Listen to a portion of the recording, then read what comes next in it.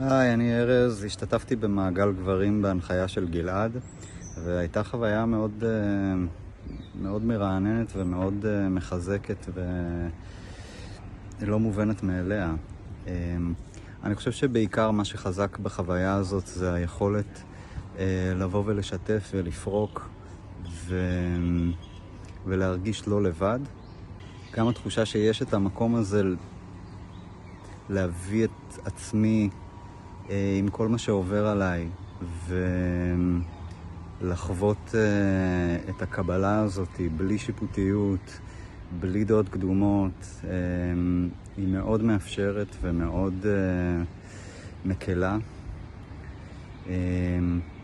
גלעד מאוד מאוד יודע להחזיק את המעגל בהקשבה ובכבוד ובהכלה. מכוון גם את הקבוצה וגם כל אחד באופן אישי